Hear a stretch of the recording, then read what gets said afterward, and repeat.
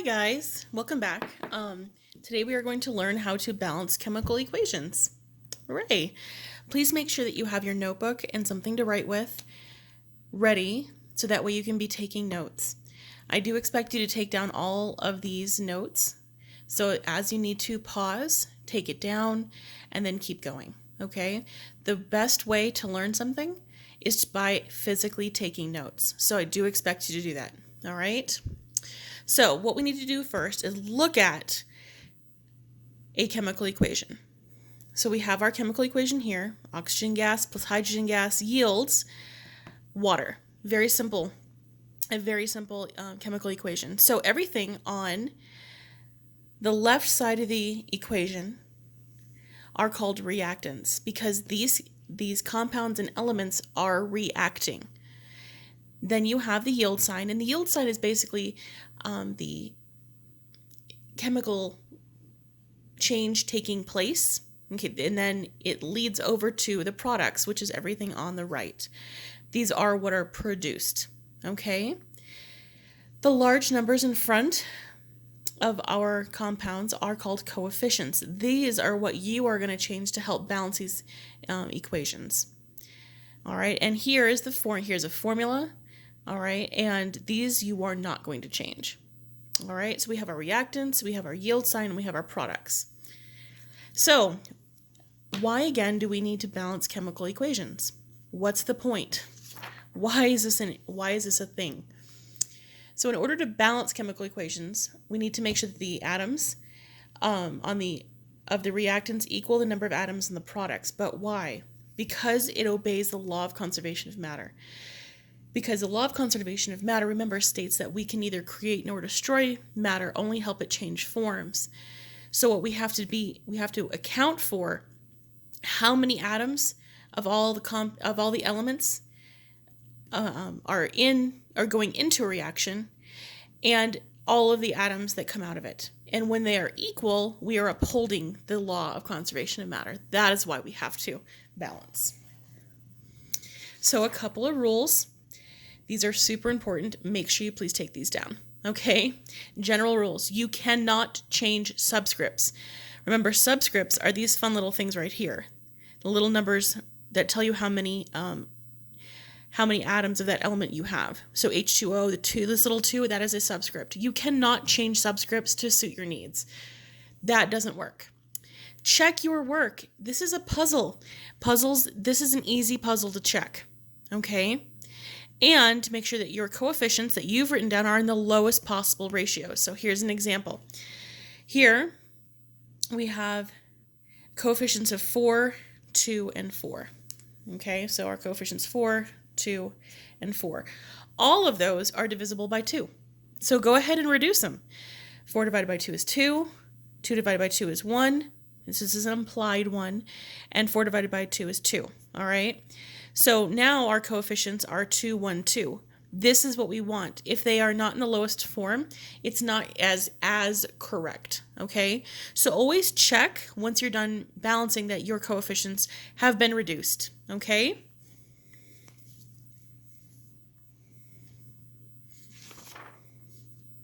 All right, so there are two main ways to approach. You don't have to take this down, but there are two main ways to approach balancing chemical equations. I'm going to show you both ways, the traditional counting atoms method and then also the bubble method, okay? Which hopefully should help you. All right, so we're going to go ahead and do the counting the atoms or counting the elements method just to get started, okay? All right, so we have our chemical equation, hydrogen, oxygen, gas, yielding water, very simple. Here are our reactants, here are our products. What I like to do, and you don't have to do this, but I like to do it, I like to draw a line that separates the reactants from the products. It helps me to visually separate them, okay? Then I do like an element inventory. We only have 2 elements on both sides, hydrogen and oxygen. So I'm going to put those right in the center, hydrogen and oxygen. There. Hydrogen, so you can see a little bit better, and oxygen. Now we go ahead and take in our initial inventory of how many atoms we have of each of those elements. So we have 2 hydrogen, so I'm going to write a 2 here. We have 2 hydrogen here. So far, these guys are balanced. We have 2 oxygen here, and we have 1 oxygen here. You're going to notice that as you go through balancing, it's almost always going to be the oxygens that are going to give you the problem. So just expect it. All right, so you can't reduce this to. You cannot reduce this to. Why? Because you can't change the subscripts. Can't do that. So all we can do is bring this up, okay? So the way we do that is we add our coefficient here. So if we want this to be 2, let's go ahead and add a 2 here. All right. It's best to do this with pencil. That way you will inevitably have to erase this, but pen is easier for you to say right now. So this changes everything. This changes hydrogen too. So 2 times 2 is now 4 hydrogen, and 2 times 1 is 2 oxygen. So now this is 2. So the oxygens are balanced now, but now the hydrogens are not. But this is easily fixed. So we go back over here to the reactants, and I'm going to put a 2 here. So 2 times 2, that makes that 4. Okay, so but that 2 coefficient only applies to the hydrogen gas over here. It does not apply to oxygen over here. These are separate. When you have that plus sign, they are separate. So that coefficient only goes to the hydrogen gas. It does not go to the oxygen as well. Okay, so keep that in mind. So let's go ahead and check. 2 times 2 is 4 hydrogen. 2 times 2 is 4 hydrogen. 2 oxygen here. 2 times 1 is 2 oxygen. We are good. So this is an implied one. You do not need to write the 1, but it is implied. So our coefficients are 2, 1, 2. That is in the lowest ratio, so we are good. That checks out. Okay, so this is the counting elements method. So let me show you the bubble method. I'm going to use the same the same equation, just so you can see the differences. Okay, so I'm going to draw a line as well, but in the bubble method, I'm going to actually write these in a bubble. Exactly how you see them. Be careful to make sure you write down the exact correct compound or element. If you don't, this is going to throw this whole method off. Okay? All right, so we have 2 hydrogen here. We have 2 hydrogen here. Again, it's the same. 2 oxygen, 1 oxygen. So when you're trying to bring this up, what you're going to do is copy and paste, all right, this whole thing. So copy and paste water. We're going to put water in. It's, again, another bubble, okay? So copy and paste that down here. You can't change anything inside the bubble, okay? We have 2 oxygen now. We have 2 oxygen here. This is 4 hydrogen. This is not 4, this is only 2, so copy and paste that. And there you go. 2, 4 hydrogen, 2, 4 hydrogen, 2 oxygen, 1, 2 oxygen, and you're done. How you get your coefficients is by counting the bubbles. So you have 2 bubbles, 1 bubble, 2 bubbles. So same answer, different techniques, okay? Sometimes people prefer one over the other. That's fine, not a problem. Show me your work and we're good, okay? So either way, you can show me this work or you can show me that work. That's fine, but I need to see some work, okay? And if you're having a difficult time with balancing a certain chemical equation, just change the method. Sometimes it makes it easier, okay? All right, so let's just keep practicing.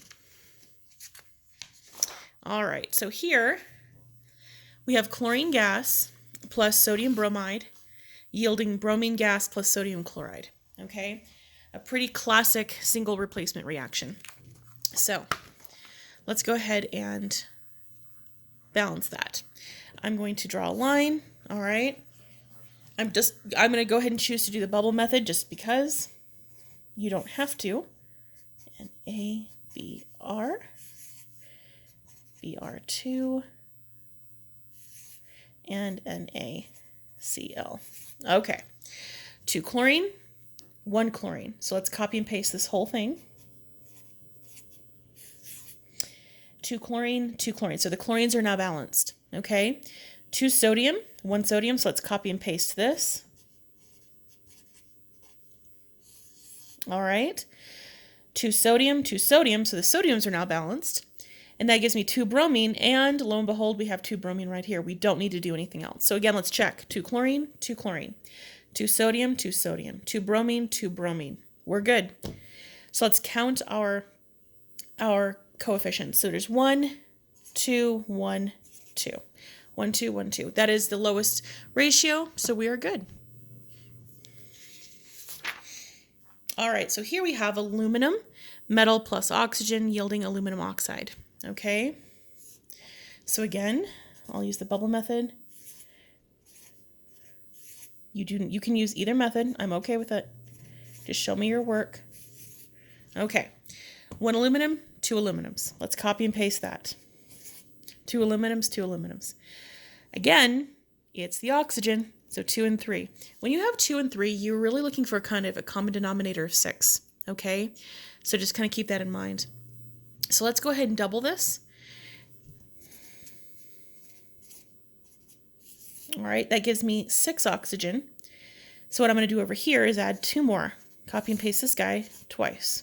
Oxygen gas. So that gives me 2, 4, 6 oxygen in the reactants and 3, 6 oxygen in the products. Oxygen's balanced, but that unbalanced are aluminums. Here now we have 4 aluminums in our products. We got to come over here and add 2 more of these guys. So now we have 4 aluminum, 2, 4 aluminum, 2, 4, 6 oxygen, 3, 6 oxygen. So we are good. So let's count our bubbles. We have 4, 3, and 2. That is the lowest ratio possible because you can't divide anything. Also, remember, guys, your coefficients can't be fractions and they can't be decimals. They need to be whole numbers. So there's nothing I could divide here to get it lower. Okay, so that's the correct answer. All right, so let's go ahead and do this one.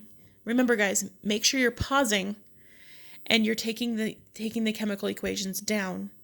All right, so and then follow through with solving it. So why don't you go ahead and take this down and try to solve it yourself real quick right now, okay? Pause the video and then come back for the result. I'm assuming you did it. Okay, so we have potassium nitrate breaking down into potassium nitrite and oxygen gas. I'm going to put my line, and I am going to put everything in a bubble.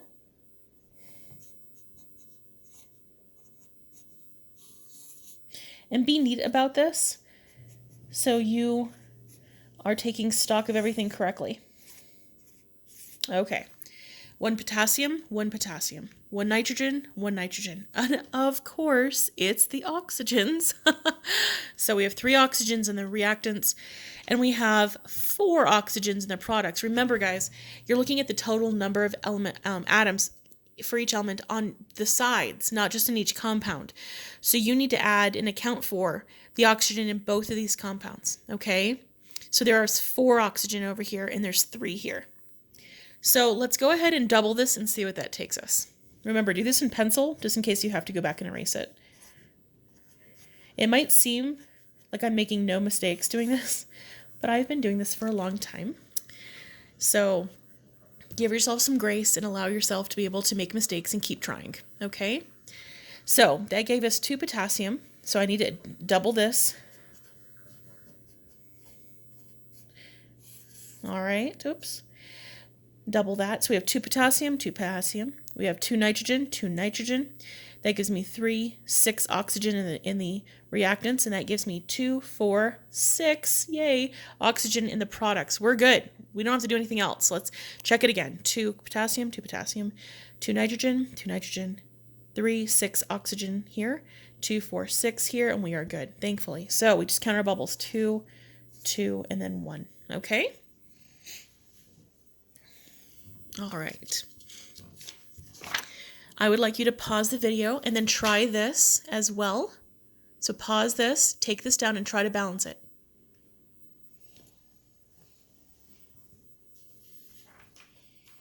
Remember, guys, the only way that you're going to learn this is by trying it yourself. If you're just staring at the video, you're not going to be actually learning anything.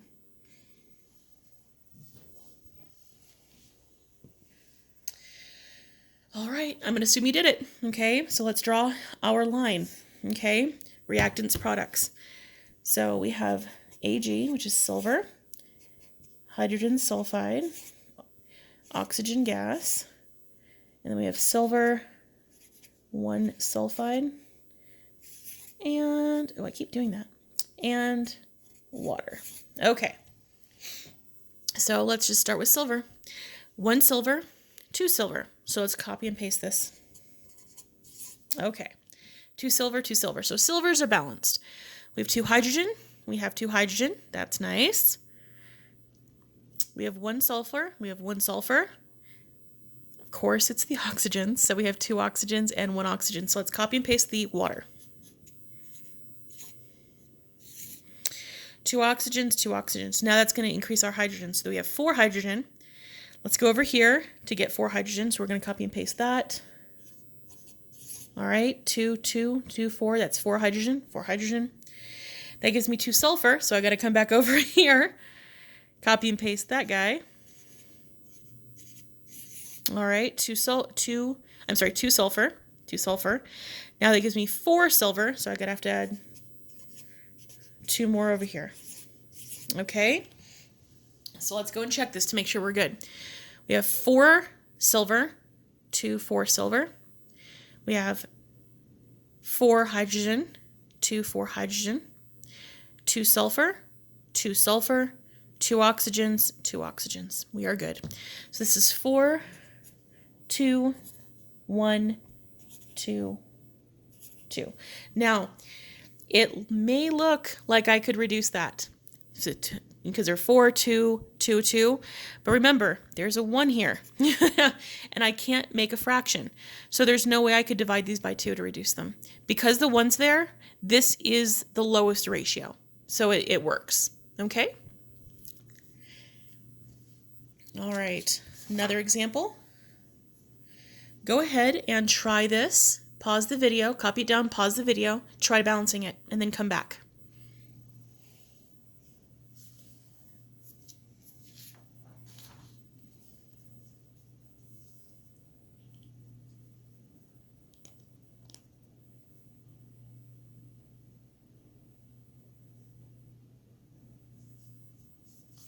Alrighty, guys. So here we have sodium bromide plus phosphoric acid yielding, sorry, the yield sign's a little crooked, hydrobromic acid plus sodium phosphate.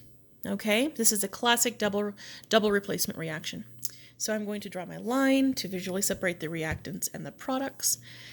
And NaBr, H3PO4. Again, guys, be careful with how you write them to make sure you're getting all the little subscripts correct. Otherwise, balancing it will be impossible and frustrating. It pays to be neat when doing this. Okay, 1 sodium, 3 sodium. Okay, so let's go ahead and copy and paste this 2 more times.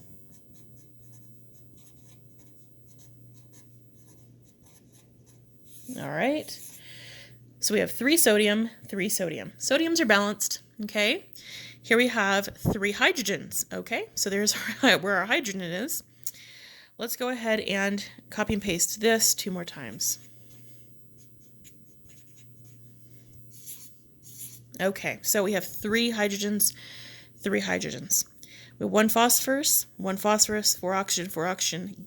Gasp and surprise, it is not the oxygen this time. It rarely, but it happens. Okay, so let's check again. This looks like it's balanced, but let's check. 3 sodium, 3 sodium. 3 bromine, 3 bromine. 3 hydrogen, 3 hydrogen. 1 phosphorus, 4 oxygens. All right, there you go. There you go, guys. So let's count our bubbles. We have 3, 1, 3, 1.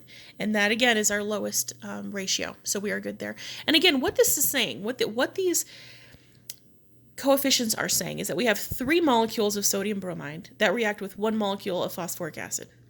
And that yields 3 molecules of hydrobromic acid plus 1 molecule of sodium phosphate. That's what this is saying. And these are ratios and proportions that we are going to be using when we start getting into stoichiometry. Okay, so having a correctly balanced chemical equation is essential in chemistry. All right, so I hope you enjoyed this.